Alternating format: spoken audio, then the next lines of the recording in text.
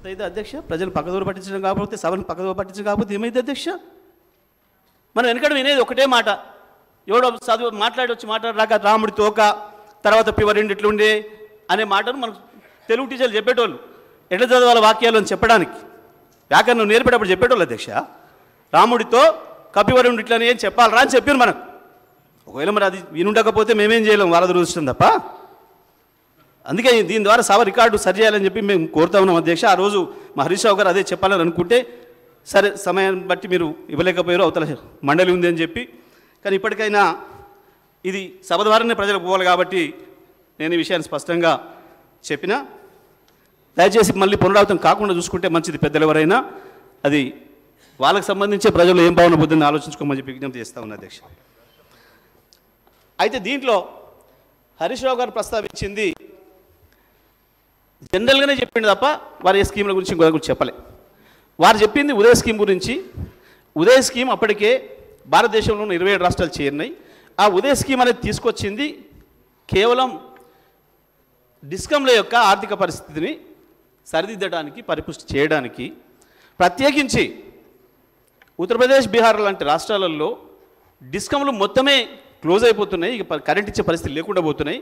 అక్కడ ఉండే కొంత ఆ ఇబ్బందుల వల్ల బిల్లులు వసూలు చేయలేకపోవడం, మీటర్లు పెట్టలేకపోవడం, పెట్టిన వాటికి వసూలు చేయలేకపోవడం వల్ల దెబ్బతింటున్నాయి. అటువంటి వాటిని కాపాడాలి అని చెప్పి పథకం తెచ్చిన మిగతా రాష్ట్రాలలో కూడా దీన్ని అవైల్ చేసుకోండి, ఇది కేవలం క్రమశిక్షణకు సంబంధించింది తప్ప ఇంకొకటి కాదు అనే మాట చెప్తూ, స్మార్ట్ మీటర్లు అనే విషయం ఎక్కడనైతే వెళ్ళి బిల్లులు తీసుకుంటున్న సందర్భంలో ఎక్కువగా దాడులు జరుగుతున్నాయో వాళ్ళ మీద, అధికారుల మీద, రీడింగ్ ఓటే చోట అది అవసరం లేకుండా మన డిస్కమ్ హెడ్ ఆఫీస్లోనే అక్కడ ఉన్న మీటర్ది కూడా ఇక్కడ నమోదవుతుంది, అవకాశం దొరుకుతుంది మనకు. ఇది ప్రధానంగా. రెండవది ప్రిఫరెన్స్ తగ్గుతుంది. ప్రీపెయిడ్ మీటర్లు పెట్టడం ద్వారా ఎంత అవసరం ఉన్న వాళ్ళు అంతే కొనుక్కుంటారు, ముందే డబ్బులు చెల్లిస్తారు కాబట్టి ఇబ్బంది లేకుండా పోతుంది. డిస్కమ్లకి ఇది ఉపయోగమవుతుంది అని చెప్పి ఆ రోజు అది తీసుకొచ్చింది కేంద్రం. అన్ని రాష్ట్రాలు చేరినాయి, మాకంటే ముందే కాంగ్రెస్ పాలిత రాష్ట్రాలు కూడా చేరినాయి, ఆనాడు రాజస్థాన్, సిమ్లా రాష్ట్రాలు కూడా చేరినాయి. చివరి మనం కూడా చేరినాం. ఆ విషయాన్ని మేము ఆనాడే చెప్పినాం. చెప్పడమే కాదు, 9,000 కోట్ల రూపాయలు డిస్కౌంట్లో మేము తీసుకున్నాం, అప్పుడు మనం భారం తీసుకున్నాం రాష్ట్ర ప్రభుత్వానికి. దానికి కొన్ని వాళ్ళు ఏదో ఇచ్చిండ్రు, అవి అవైల్ చేసుకున్నారు కేంద్ర ప్రభుత్వం ద్వారా అన్ని రాష్ట్రాలు కూడా. ఇది దాంట్లో ఆ సందర్భంగా ఆ స్మార్ట్ మీటర్లకు సంబంధించి, ప్రీపెయిడ్ మీటర్లకు సంబంధించి ఉదయ స్కీమ్కి సంబంధించిన ప్రస్తావన.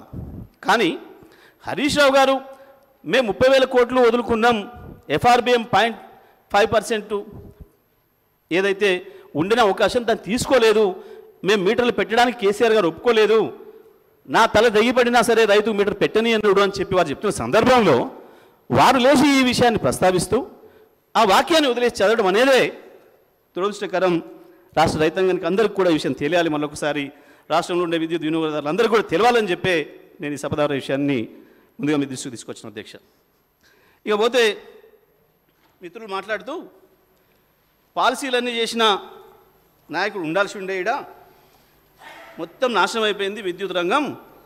మేము 24 గంటల విద్యుత్ ఇస్తే 2014 ముందు టీఆర్ఎస్ పార్టీ వచ్చిన తర్వాత మొత్తం చీకట్లు అయిపోయినాయి ఈ రాష్ట్రంలో, విద్యుత్ రంగం అంతా నాశనం అయిపోయింది, కరెంటు మీరు ఇవ్వలేదు, ఇక మేము వచ్చినాకనే మొన్ననే మొదలుపెట్టినాము అని చెప్పి వారి డిప్యూటీ సీఎం గారు, విద్యుత్ శాఖ మంత్రి గారు అదే చెప్పారు, ఇప్పుడు వారి సభ్యుడు కూడా అదే చెప్పారు. అధ్యక్ష మొత్తం ఒక్క కాడ ట్రాన్స్ఫార్మర్ పెట్టలేదు, అసలు పోల్స్ వేయలేదు, ఒక విద్యుత్ కొత్త కనెక్షన్ వేయలేదు, 10 ఏళ్లలో ఉన్నవి వీకేసిండ్రు, పాపం ఇండ్ల మించెల్లి కరెంటు మీరు పెట్టిపోయినరు, అందుకని మా వాళ్ళు చచ్చిపోయారు అనే మాటలు వారు మాట్లాడినారు. అధ్యక్ష నేను ఆథెంటిక్గా చెప్తున్నా, టీఆర్ఎస్ పార్టీ వచ్చిన తర్వాత ఒక్కటంటే ఒక్క చోట కూడా ఇండ్ల మించి కరెంటు పోయిన పరిస్థితి లేదు. అంతకుముందు 2014కు ముందు మాత్రమే కరెంటు లైన్ల కింద ఇండ్లు కట్టుకున్నారు, ఒక్కటంటే ఒక్కటి కూడా నిర్మాణం జరగలేదు.